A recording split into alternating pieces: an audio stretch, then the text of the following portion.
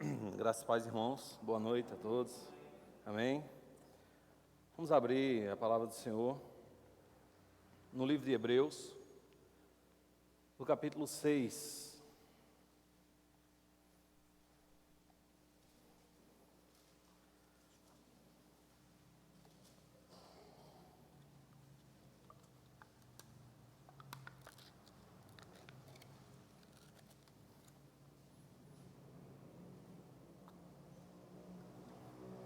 Amém. Livro de Hebreus, capítulo 6, a partir do versículo 1, irmãos. Diz assim a palavra do Senhor: Por isso, pondo de parte os princípios elementares da doutrina de Cristo, deixemos-nos levar para o que é perfeito, não lançando de novo a base do arrependimento de obras mortas e da fé em Deus, do ensino de batismo e da imposição de mãos, da ressurreição dos mortos e do juízo eterno. Isso faremos, se Deus permitir. É impossível, pois, que aqueles que uma vez foram iluminados e provaram o dom celestial e se tornaram participantes do Espírito Santo e provaram a boa palavra de Deus e os poderes do mundo vindouro e caíram, sim, é impossível outra vez renová-los para o arrependimento, visto que de novo estão crucificando para si mesmo o Filho de Deus e expondo-o à ignomínia. Porque a terra que absorve a chuva, que frequentemente cai sobre ela e produz erva útil para aqueles por quem é também cultivada, recebe bênção da parte de Deus. Mas se produz espinhos e abrolhos, é rejeitada e perto está da maldição, e o seu fim é ser queimada.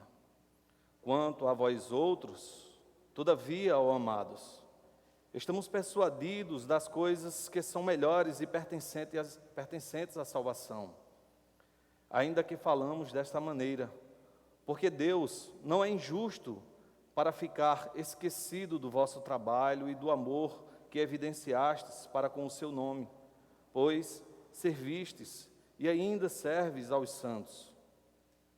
Desejamos, porém, continue cada um de vós mostrando até o fim a mesma diligência para a plena certeza da esperança, para que não vos torneis indolentes, mas imitadores daqueles que pela fé e pela longanimidade herdam as promessas. Amém? Como nosso pastor Jamerson orou, já clamou ao Senhor pela palavra, nós já vamos à continuidade. Bem, irmãos,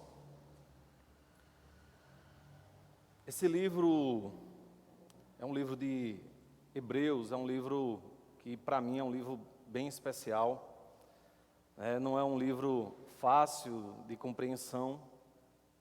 Ele é um livro que foi escrito para os judeus cristãos, ou os cristãos judeus, é por isso que tem o nome, aos hebreus, esses cristãos que se converteram, que já serviam ao judaísmo, e esses homens já tinham um bom conhecimento, um vasto conhecimento do Antigo Testamento.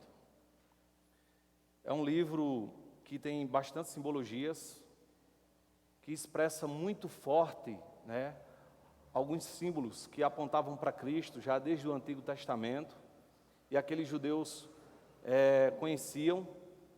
E o maravilhoso desse livro é porque ele é a maior ponte, que nós poderíamos dizer, entre o Novo Testamento e o Antigo Testamento. A parte difícil desse livro é porque a maioria das pessoas acham difícil ler o Antigo Testamento e compreender realmente algumas coisas que existem lá. Quando, após minha conversão, um irmão me aconselhou que eu começasse a ler a partir de Mateus, e amei fazer isso, mas quando chegou no livro de Hebreus eu não compreendia quase nada, porque quando nós não temos intimidade com a Bíblia, a gente escuta alguém falar de Moisés, escuta falar do sacerdote, mas são palavras ainda muito estranhas, e este livro, ele pega essas simbologias do Antigo Testamento e aplica para nós, tentando facilitar a nossa vida, mostrando como Cristo é superior a tudo aquilo, ou como Cristo é o principal sacerdote, ou acima de algumas simbologias que havia no Antigo Testamento. Então é importante a gente entender, ou aplicar na nossa vida o que nós vamos ler nessa noite, como se fosse algo escrito, e verdadeiramente como era escrito para o povo judeu, um povo que já tinha intimidade com a Bíblia, um povo que já tinha um certo conhecimento. É uma aplicação que nós podemos dizer que é para crentes mais experientes, pessoas mais maduras na fé. Essa passagem que nós lemos é uma exortação a pessoas que já vivem há um certo tempo na igreja. Não que ela não venha servir para o mais jovem, mas essa palavra talvez seja uma das mais duras do Novo Testamento, se não a mais dura e mais complexa, né? E ela dá uma certa travada quando nós lemos, simplesmente pela palavra impossível, e ele repete, é impossível. E isso nos faz sentir um certo peso quando nós lemos dessa maneira, porque é como se cortasse uma certa possibilidade de salvação. E essa exortação, ela precisa ser acolhida, na verdade, como uma forma de tentar abrir os nossos olhos, de verdadeiramente nos chocar, porque a Bíblia, ela está lidando com a coisa mais importante que nós poderíamos imaginar, que é com a salvação eterna, é com a nossa vida verdadeiramente. A maioria de nós, isso é comum, nós não ligamos muito com a nossa vida, nós comemos um monte de besteira, sabendo que faz mal ou não, quantas vezes for preciso, se a gente gostar a gente vai repetir, mas quando a nossa vida se põe em risco, o médico diz, você tem que parar isso, e nós paramos de vez. A gente toma algumas medidas para tentar não colocar mais nossa vida, porque nós ficamos com medo da morte. Então, é exatamente isso que acontece algumas vezes no Evangelho. Ele nos passa a alegria do Senhor, ele nos passa essa salvação maravilhosa, mas também às vezes ele nos choca, tentando nos mostrar como é sério a questão da salvação eterna. Então, esse livro, ele, com essa particularidade, foi escrito por um judeu, nós entendemos isso a partir do começo, quando ele diz, nos tempos antigos, Deus falou através dos profetas, e agora fala-nos através do seu Filho. Então, é um livro que ele vem simplesmente expressando algumas coisas que nós precisamos compreender e que esses judeus precisavam entender acerca de Cristo, e que nós precisamos também compreender acerca da firmeza no Evangelho, acerca de compreender alguns assuntos que passam disperso no nosso dia a dia. Ou seja, é uma exortação, irmãos, para nós buscarmos o conhecimento da parte de Deus.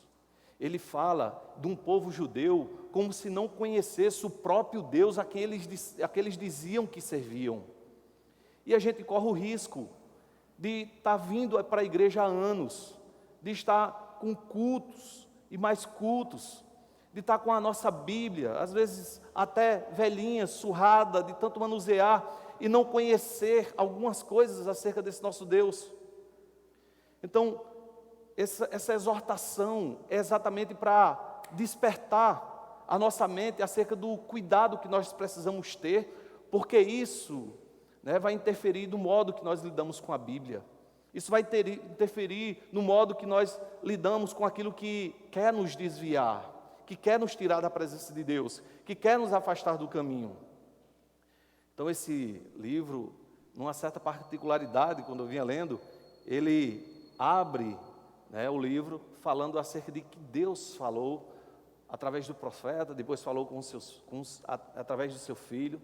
No capítulo 2 ele faz uma exortação acerca de nós não negligenciarmos a palavra de Deus, e aí ele começa mais uma vez com as simbologias.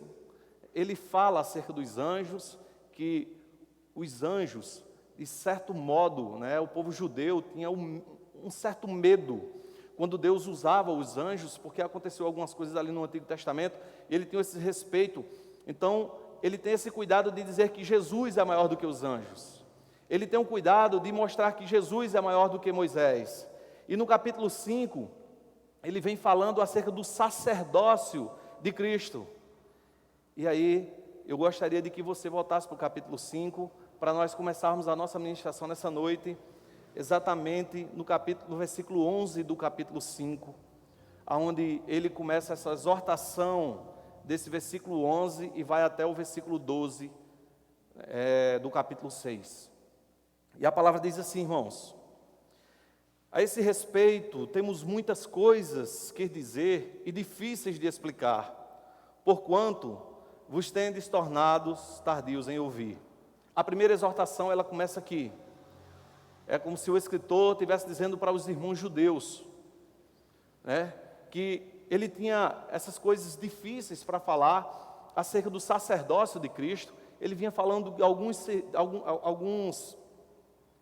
simbologias que eles conheciam, mas existem detalhes minuciosos que às vezes passam despercebidos pelos nossos olhos e pelos nossos ouvidos. E ele queria explicar isso para as pessoas, para os irmãos, mas ele dizia que os irmãos faziam tardes, quando ele diz, porquanto vos tendes tornados tardios em ouvir. Ou seja, quando um assunto, irmãos, às vezes não tem tanta importância. Quando nós vamos para a igreja, né, e nós chegamos em casa e não lembramos mais nem o que foi pregado. Eu fiquei louvando a Deus ali, quando a irmã falou acerca do que foi pregado pelo domingo pela manhã, acerca do que foi pregado pelo domingo à noite, porque isso mostra, né, que ela se alimentou e se lembra do alimento que saciou a sua alma. Então, a denúncia aqui era exatamente isso, que as pessoas não estavam dando tanta importância, por isso aqueles ensinamentos não ficavam no seu coração. E ele vem dizer da extrema importância de como tudo isso precisa ser guardado em nossos corações. Então ele diz, no versículo 12, pois com efeito, quando devieis ser mestres, atendendo ao tempo decorrido, tendes novamente necessidade de que alguém vos ensine de novo quais são os princípios elementares dos oráculos de Deus. Veja bem o que esse versículo diz. Pois com efeito, quando devieis ser mestres, atendendo ao tempo decorrido. Ou seja, ele estava dizendo que há quanto tempo essas pessoas participavam do culto, há quanto tempo essas pessoas liam a palavra de Deus, há quanto tempo essas pessoas estavam ali sendo ensinadas acerca do Evangelho, e por esse tempo, 15 anos, 20 anos, 10 anos, tantos anos, eles já deviam, na verdade, ser mestre. E ele fala dos princípios elementares. Essa palavra princípios elementar, ela significa o básico, o simples, o primário, aquilo que qualquer pessoa já poderia saber desde a primeira vez que ouviu. Então ele estava dizendo que essas pessoas já deviam ser mestres nesses assuntos mais simples, ou seja, ter a capacidade de poder passar para outras pessoas e a capacidade de poder se defender com aquele evangelho. Porque é no básico, irmãos, quando ele passa essa base, ele vai dizer aquilo que você está colocado sobre ela. É aquela rocha que você firma os seus pés e você sabe que ali você tem segurança. Ele trata esses crentes de uma maneira que são pessoas que podem ser conduzidas por qualquer vento de doutrina. Pois ele segue a palavra e diz assim, tendes novamente a necessidade de que alguém vos ensine de novo quais são os princípios elementares dos oráculos de Deus, assim vos tornasse como necessitados de leite, e não de alimento sólido. Então, ele aplica essa palavra, dizendo que havia sempre uma necessidade de se explicar a mesma coisa. E eu penso, irmãos, que você deve pensar igual a mim também, como é difícil a gente ter que ensinar a alguém, a alguma pessoa, a mesma coisa sempre. Imagina se toda vez que você tivesse que ensinar teu filho a ler, você toda vez tivesse que passar o alfabeto toda vez em vista. Você tivesse de ensinar a ele todas as coisas ali do começo. Como é difícil, como isso cansa, né? Às vezes eu vejo crentes, irmãos, de anos, que vem me perguntar coisas que eu fico pensativo. Poxa, meu Deus, que coisa tão simples. Como as pessoas às vezes têm dúvida de coisas tão simples. Mas a pergunta é, Isso é porque não era uma coisa clara, ou porque tal irmão, depois de tanto tempo na igreja, nunca procurou de fato saber o que significa isso. Imagina se uma dona de casa, todos os dias, quando ela precisasse cozinhar, ela precisasse pegar a receita de como fazer o feijão, a receita de como fazer o arroz, a receita de como assar a mesma carne, todos os dias por 20 anos. Então o que ele está passando é uma exortação dura, verdadeiramente dura, porque nos chamam a responsabilidade de dizer, vocês precisam conhecer o básico. E quando ele faz uma comparação, no final do versículo 12, ele diz, assim vos tornastes como os necessitados de leite e não de alimento sólido.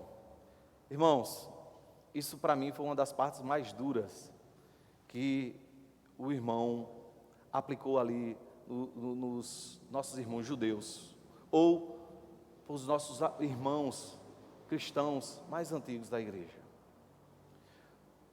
Eu vou tentar contar uma história para você, para ver se a gente tenta, fixar isso aqui na mente, quando ele disse que esses irmãos precisavam de leite. Eu tenho uma prima da minha idade, e nós morávamos na mesma rua. E essa minha prima, uma moçona do meu tamanho, muito bonita, uma menina que chamava a atenção de todas as pessoas. E ela ali com 16, 17, acredito que até os 18 anos. Quando a gente chegava na casa dela, a gente sabe que casa, na cidade pequena, a maioria delas não tem muro. Quando você chega na porta da casa, você já se depara com a sala e com algumas coisas, E toda vez que, não só eu, mas como qualquer pessoa, quando chegava na casa dela, que a gente chegava na porta, ela estava lá, deitada, com um paninho na mão, ou com o dedo mexendo no cabelo, e com a chupeta, deitada assistindo TV. Então uma moça de 18 anos, de 17 anos, chupando chupeta. Irmãos, como aquilo ali chocava. Você não consegue se acostumar com essa visão.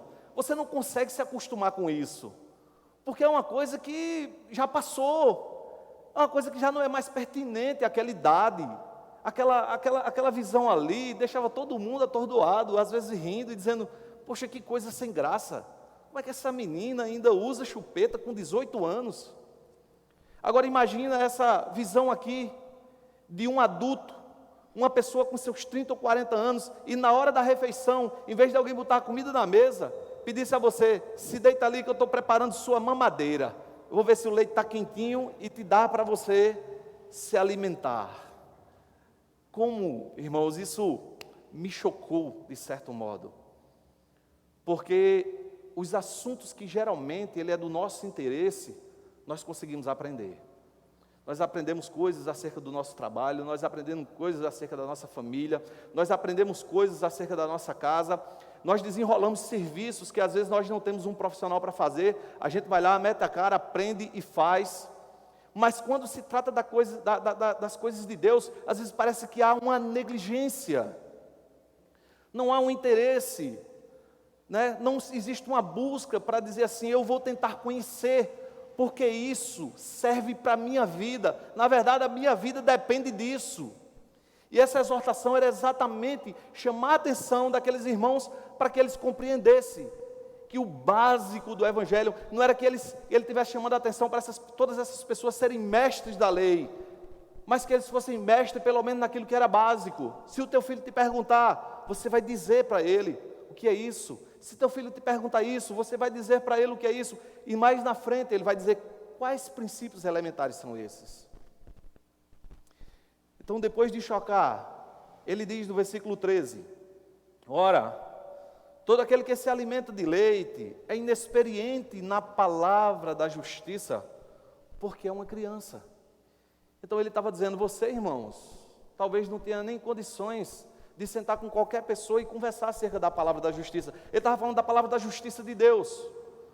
Talvez você não tenha nem como explicar ou discernir algo, ou se defender, ou você não tem como debater, você não tem como fazer nada. Então ele estava dando o exemplo como se essa pessoa fosse uma criancinha, que qualquer um poderia pegar pelas suas mãos e conduzir para onde quisesse.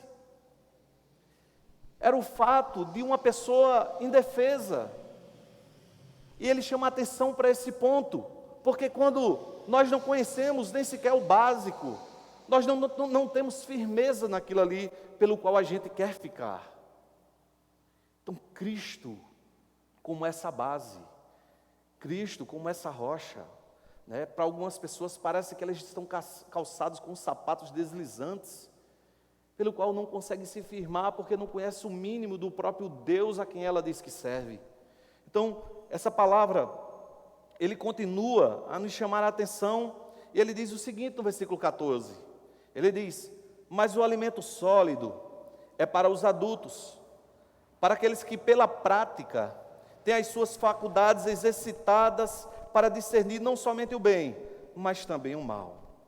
Ele diz, fala acerca dessa comida sólida, que é para os adultos, para aqueles que na prática têm suas faculdades exercitadas. Ou seja, irmãos, são pessoas que pensam acerca do Evangelho, são pessoas que tomam decisão baseada no Evangelho. Quando ele fala das suas faculdades, na verdade, né, a capacidade natural ou uma capacidade adquirida pela pessoa, ele busca aquele conhecimento e ele toma suas decisões de vida baseado naquilo. É a faculdade exercitada. Uma coisa exercitada é uma coisa que você repete na sua mente, tentando buscar, tentando tomar decisões com ela, pensando para que aquilo ali te serve. Você toma aquilo ali como base da tua vida. E você vê que realmente é algo para adulto. Porque o próprio versículo, ele diz, tem as suas faculdades exercitadas, para discernir não somente o bem, mas também o mal. Você já viu, irmãos, que tudo para ele vai ser bênção, tudo vai ser bom, tudo Deus vai abençoar, né? Ele não vê nada que esteja ali como uma cilada do inimigo, ele não vê nada como se tivesse maldade, ele só pensa que Deus está abençoando, ele só vê o bem das coisas, e ele não consegue discernir que aquelas decisões que muitas vezes ele toma não tem nada de bem. Ele não consegue discernir que aquelas decisões não glorificam a Deus, não tem como base a palavra de Deus. Então ele fala de pessoas que têm a capacidade de discernir não somente o bem, mas também o mal, em chegar a dizer assim, isso não está certo.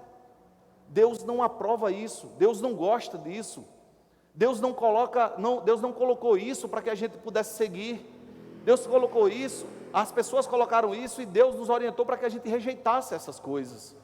Então, a faculdade exercitada, uma pessoa com conhecimento para poder discernir aquilo que glorifica a Deus ou não, aquilo que serve a você como crente ou não, aquilo que você pode seguir com a consciência limpa ou não. Então, para isso, como eu vou discernir alguma coisa se eu não tenho conhecimento da vontade de Deus?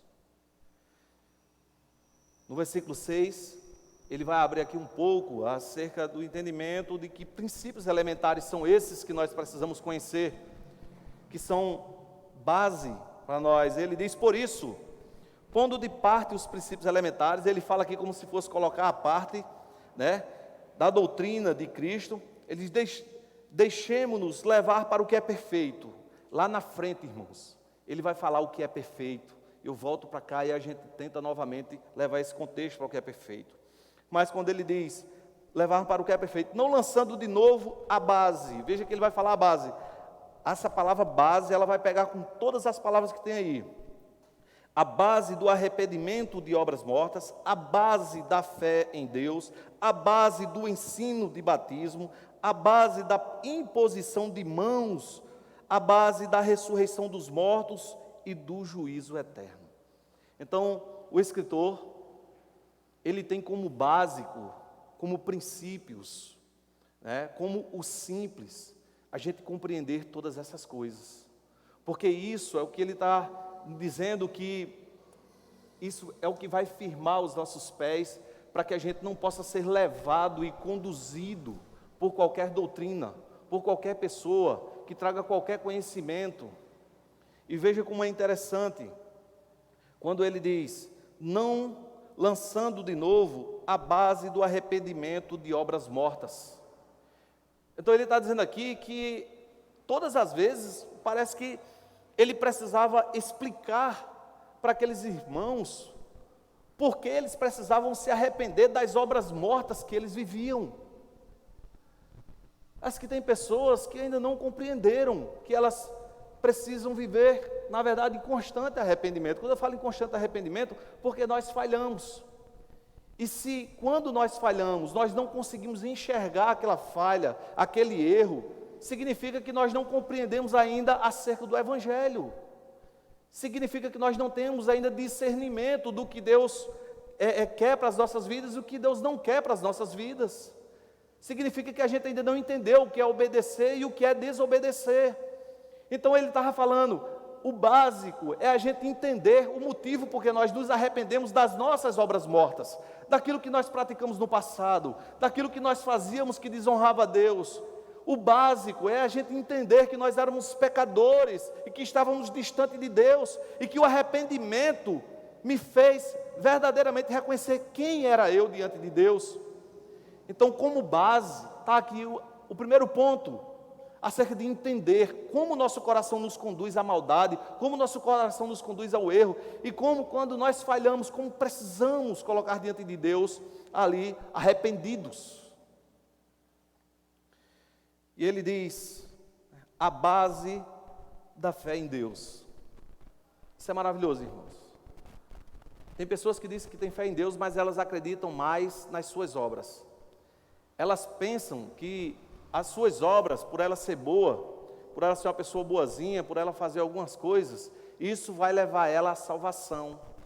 Então, parece que ela pegou a fé que ela deveria direcionar em Deus e dizer assim, a minha salvação é pelo que tu fez lá na cruz, Senhor. A minha salvação foi pela tua misericórdia, foi pela graça, porque o Senhor pagou o que eu não podia pagar. Então, tem pessoas que essa fé que deveria ser direcionada a Deus, parece que ela direciona as obras dela. Não, eu estou servindo ao Senhor, eu estou fazendo assim, irmãos, Deus jamais vai me condenar, eu sou assim, assim, assim. Irmãos, todos nós somos dignos de condenação, é a graça, é a misericórdia do Senhor, que nos trouxe a salvação na pessoa de Cristo. Cristo pagou por nós, porque não havia outro modo da gente ser salvo. Então nós não podemos direcionar a fé em Deus para qualquer um outro objeto ou qualquer coisa. Então ele estava dizendo, isso é básico, isso é simples, isso nos faz nos conhecer. De certo modo ele diz, não podemos lançar a base do ensino de batismo. Eu acredito que poucas pessoas, mas uma boa quantidade de pessoas compreendem acerca do batismo, mas outras pessoas não, irmãos. Não conseguem compreender acerca da seriedade do batismo, que o batismo é uma aliança com o Senhor Jesus Cristo. Eu costumo dizer que existem pessoas, ou mulheres, ou homens, que as pessoas quando vão dizer assim, fulano é uma boa pessoa, fulano namora para casar. Eu acho que você já ouviu essa expressão, É uma expressão de dizer que essa pessoa é séria e quer um relacionamento sério. E é isso, é esse ponto sério que nós temos que compreender acerca de Cristo. Cristo não pegou a igreja para aqueles namoricos que a gente imagina. Cristo fez uma aliança. Cristo já chamou a igreja e fez uma aliança com ela. Então uma coisa é você saber que é noiva, e outra coisa é você saber dos namoricos do passado, de criança, de meninice. Então o comportamento de uma noiva é diferente. Uma pessoa que tem uma aliança com alguém muito sério, ela é diferente. Então quando ele fala acerca do batismo, ele está falando acerca de nós entendermos que aliança nós temos com Cristo, que responsabilidade nos trouxe essa aliança, o que nos aguarda no dia de Cristo chamar essa noiva. Então é básico nós entendermos acerca desta responsabilidade. E aí ele diz que isso é básico, e aí ele fala, e da imposição de mãos. Irmãos, eu não esperava verdadeiramente esse ponto aqui, quando ele chama isso como básico, mas eu amei estudar isso aqui. Sabe por quê? Porque quando ele fala acerca da imposição de mãos, ele dá responsabilidade, dá isso como algo básico para a gente entender, acerca da imposição de mãos, os nossos pastores certamente, né, pensam 10 ou 20 ou 30 ou 40 vezes ou até mais de impor as mãos sobre uma pessoa para lhe dar algum tipo de cargo, né? Por quê? Porque existe uma responsabilidade muito grande.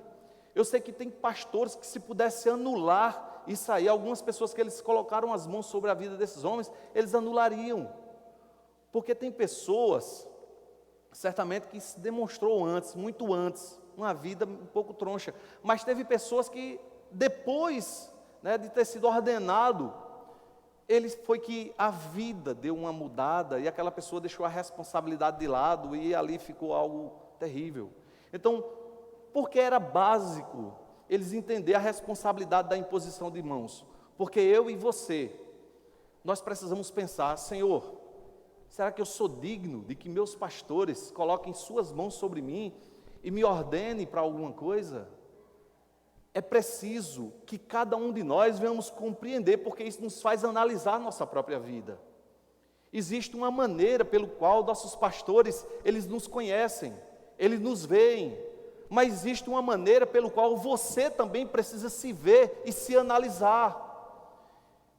Porque isso não é uma questão só de dizer: não, eu preciso de um cargo, e os nossos pastores vão impor as mãos sobre nossa cabeça e nos vai...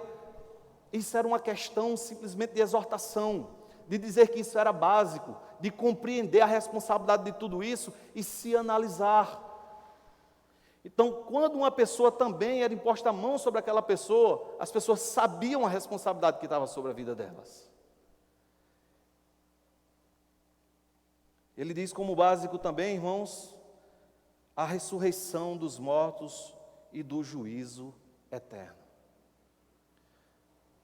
É natural que o crente venha saber que um dia Deus há de julgar todos os mortos, que todos, sem exceção, né, se levantará,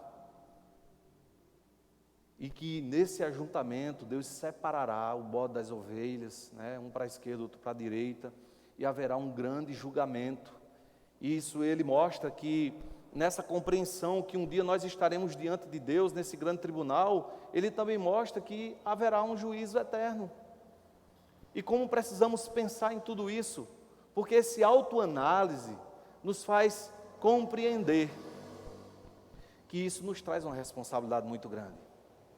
Agora, irmãos, vem aquela partezinha mais dura, que esse texto ele pega um pouco, assim, machuca um pouco a nossa mente quando nós lemos.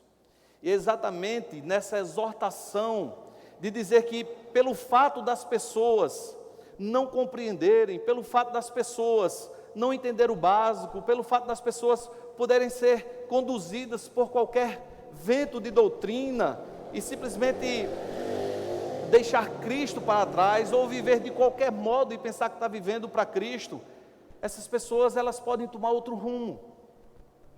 E aí, veja o que ele diz, no versículo 4: é impossível, pois, que aqueles que uma vez foram iluminados e provaram o dom celestial, e se tornaram participantes do Espírito, e provaram a boa palavra de Deus e os poderes do mundo vindouro, e caíram, sim, é impossível outra vez renová-los para o arrependimento, visto que de novo estão crucificando para si mesmo o Filho de Deus e expondo a ignomínia.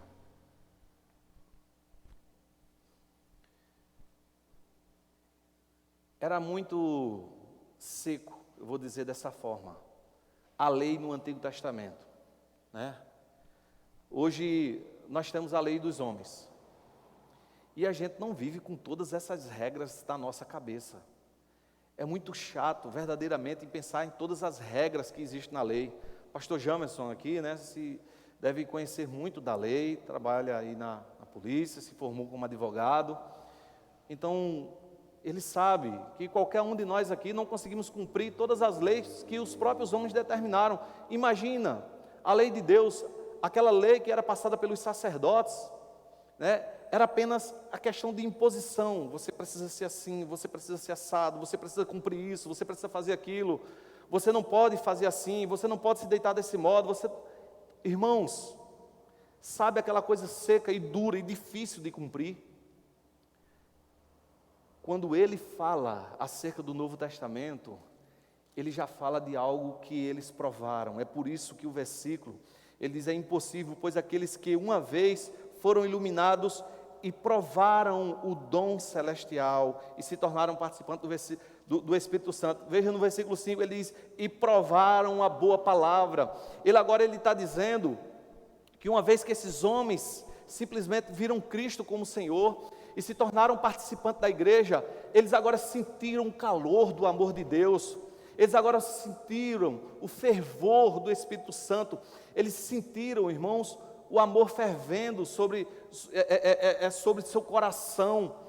A igreja era algo diferente daquilo que os sacerdotes faziam, com muita rejeição, né, com muita distância daqueles homens, pessoas separadas ali, né, para dizer que eram mais santos do que os demais, e a igreja não. A igreja agora em Cristo, eles acolhiam, eles abraçavam, eles faziam as refeições juntas, eles oravam juntos, eles se amavam, eles clamavam a Deus juntos. Então ele está dizendo aqui que uma vez essa pessoa, esse crente experiente, essa pessoa que foi participante da igreja, recebeu todo esse calor da igreja, foi participante da palavra, ouviu, se alimentou, talvez tenha até pregado, né? Ele diz que provou todo esse amor. E se essa pessoa, na verdade, caíram, é impossível outra vez renová-los para o arrependimento. É de a gente ficar em silêncio mesmo, né, irmãos? Alguns estudiosos dizem que ele fala dessa impossibilidade para pessoas que pecaram contra o Espírito Santo, que é aquele pecado que o Novo Testamento deixa claro que é um pecado imperdoável. Mas, né, uma outra possibilidade são aqueles crentes que hoje estão no número, irmãos, assim, exorbitantes. Números exorbitantes. Pessoas que se tornaram crentes dentro da sua própria casa. Pessoas que foram participantes da igreja, se alegraram na igreja, mas agora elas se revoltaram contra a igreja. Elas não se submetem mais a uma autoridade. Ela se revoltou com a igreja e não sente mais o calor da igreja. Essas pessoas, boa parte delas, eu não sei se você já chegou a tentar aconselhar alguém que se desviou, ela tem 1000 desculpas para não ir para a igreja. Por isso que às vezes a gente compreende essa palavra, é impossível renová-los para o arrependimento. Veja que ela traz o arrependimento, ela traz o primeiro ponto básico, é impossível renová-los para o arrependimento. São pessoas que são insubmissas, geralmente, são pessoas que falam mal da igreja, e o discurso mais difícil é quando elas dizem: eu não preciso de igreja para ser crente. Você já pensou? Uma pessoa se colocar na posição de noiva de Cristo, falando mal da noiva de Cristo? Uma pessoa que se diz ser crente, mas não consegue conviver com os crentes? Você já pensou? Uma pessoa que não consegue ser submissa a uma autoridade constituída por Deus, e ela ser crente só, ir para o céu sozinha, com suas próprias mãos? É bem difícil, verdadeiramente, a gente compreender uma pessoa dessa se renovar para o arrependimento, porque a gente só consegue ver revolta. Existem problemas algumas vezes com alguns irmãos, acontecem em algumas igrejas, mas sabe o que esses irmãos fazem? Eles amam a igreja. Eles vão lá, conversa com o pastor, resolve o problema, diz: pastor, eu não gostaria mais de ficar por aqui, me dê a bênção, eu quero sair em paz, eu quero sair com o amor dos irmãos, eu não quero ser um problema, um empecilho, mas eu quero continuar servindo ao Senhor, mas em outro lugar. E você percebe que o coração ali não está em separar da igreja, não está em ser um crente isolado, não está em ser uma pessoa, né, que vive a revolta, né, que vive a aconselhar as pessoas contra a própria igreja. É por isso que o versículo ele diz o seguinte, versículo 6: e caíram, sim, é impossível outra vez renová-lo para o arrependimento, visto que de novo estão crucificando para si mesmo o Filho de Deus. Ele não está crucificando o Filho de Deus para as outras pessoas, ele está crucificando para ele mesmo. É uma expressão que dissesse o seguinte, que essa pessoa agora está matando Cristo no seu coração. Por quê? Porque é um desobediente. Ele vive como qualquer outra pessoa vivia antes, ou como ele vivia antes, na desobediência. Uma pessoa que se revolta contra a própria igreja, ela é uma pessoa que vive na desobediência, separado do corpo. Então, ele ainda diz uma palavra mais pesada, porque ele diz o seguinte: além de crucificar o Filho de Deus para si mesmo, ele diz, e expondo a ignomínia. Essa palavra, ela diz, é uma desonra extrema, é uma infâmia pública, é deixar público, né? Aquela imagem que ele tem contra a igreja de Deus, falando mal das coisas de Deus. E o próprio Jesus disse: quem comigo não ajunta, espalha.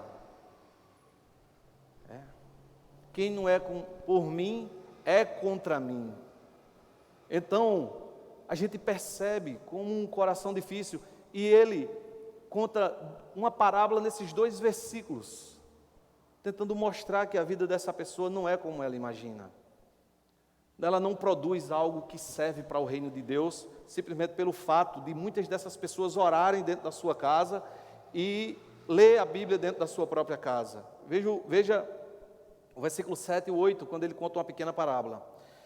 Ele diz: porque a terra que absorve a chuva, que frequentemente cai sobre ela e produz erva útil para aquele por quem é também cultivada, recebe bênção da parte de Deus.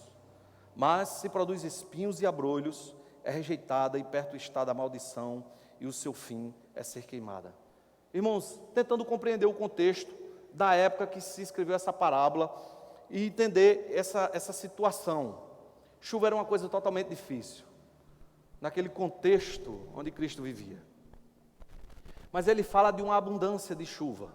E ele diz, porque a terra que absorve, ele fala desse coração, dessa pessoa como se fosse uma terra, que absorve a chuva, que frequentemente, então é algo contínuo, é como se Deus estivesse abençoando, como se esse coração tivesse tudo para produzir o que é bom, é como se Deus estivesse dando condições verdadeiramente reais dele viver em adoração ao Senhor.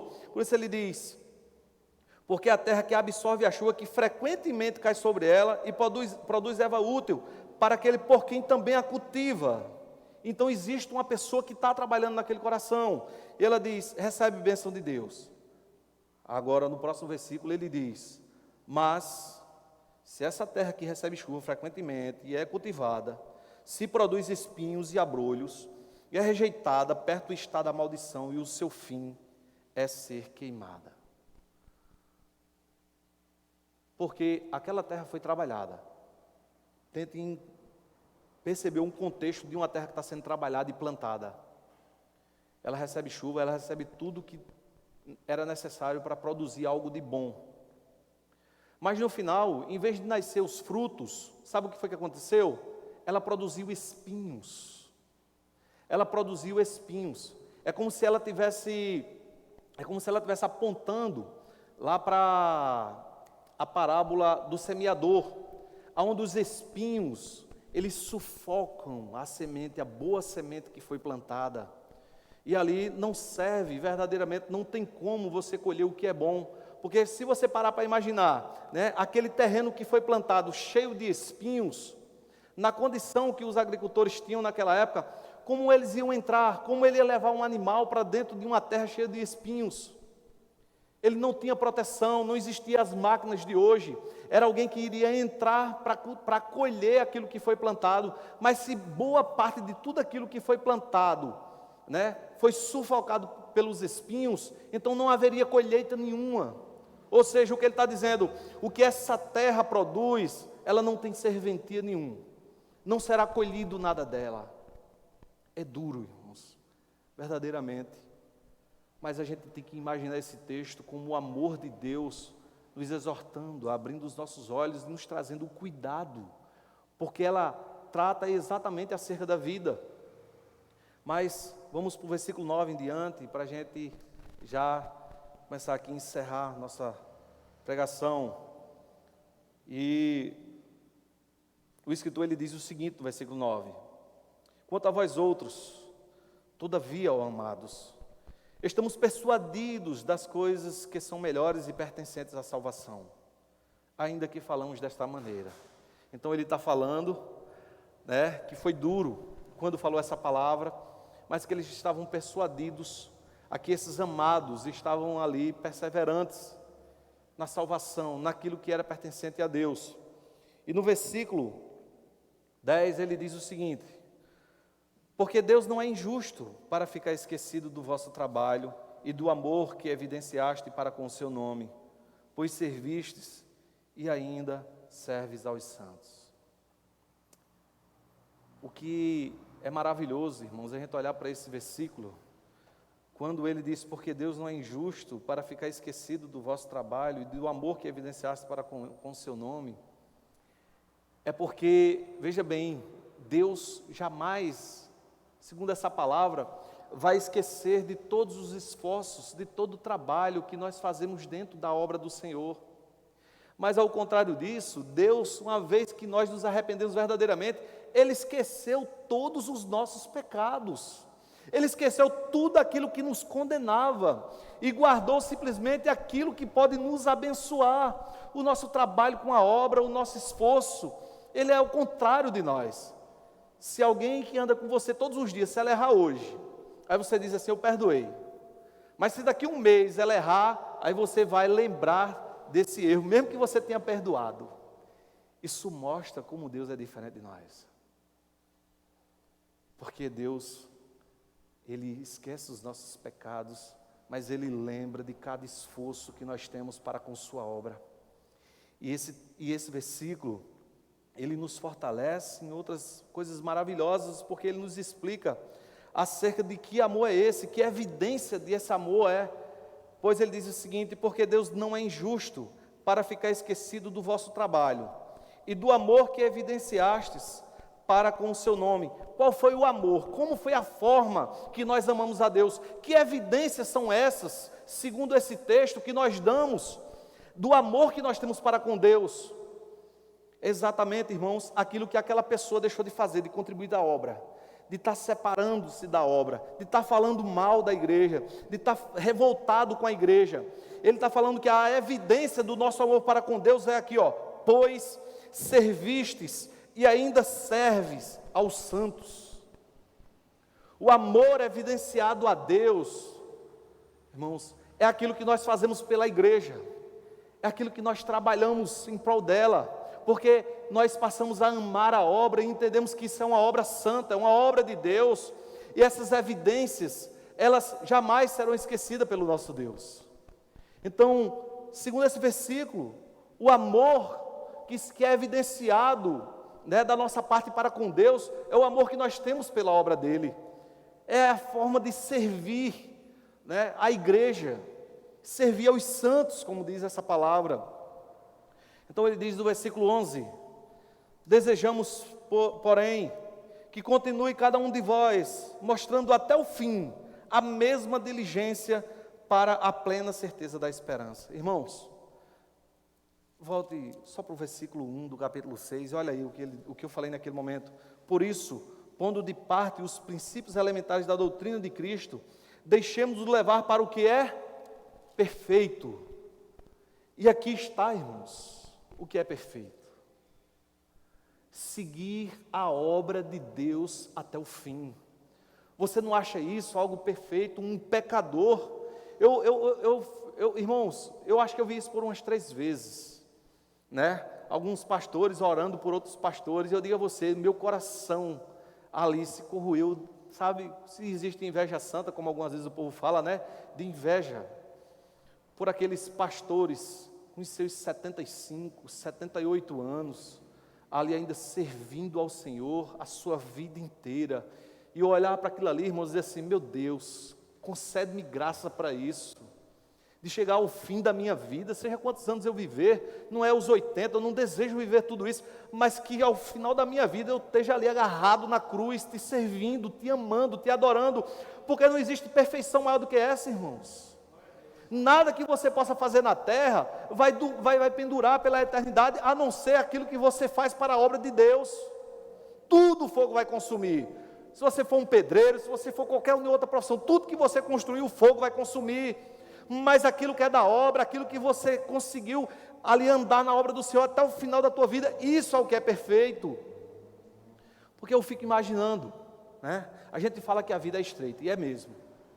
Ficar desempregado, pai de família, é um estreito, é difícil. A gente diz, rapaz, irmão, eu estou passando por um estreito. Irmãos, ficar doente, tem doença que acaba com a gente.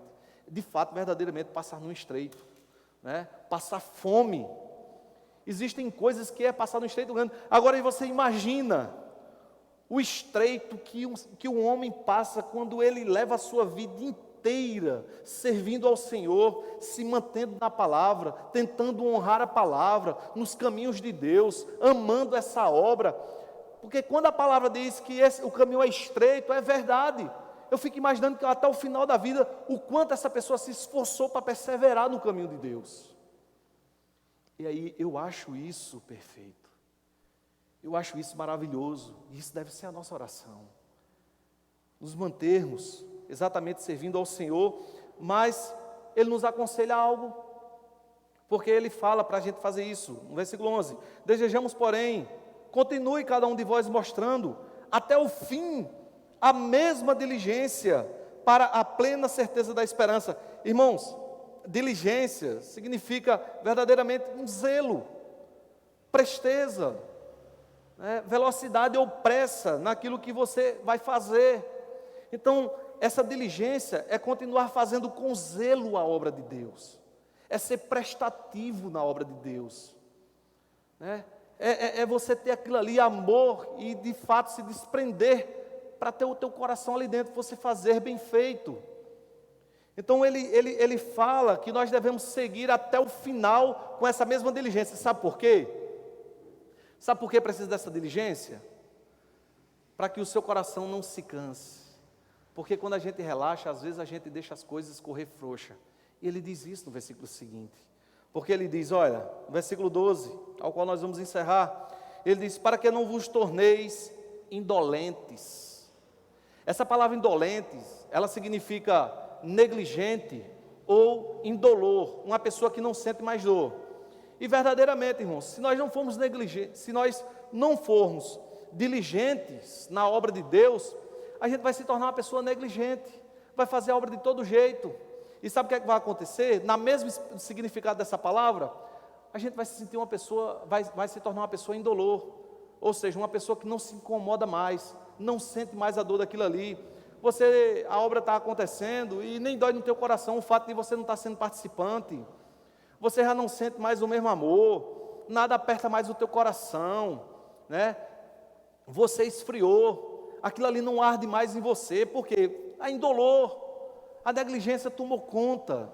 Então, ele fala acerca de uma diligência, para que o nosso coração não venha adormecer, e não sentir mais prazer no caminho do Senhor.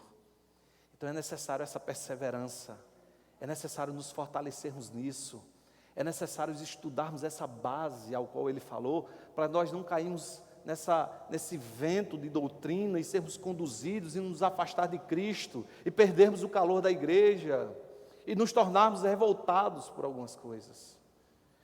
Então, por conta disso, ele diz, mas sejais imitadores daqueles que pela fé e pela longanimidade herdam as promessas. Amém? Que Deus nos abençoe.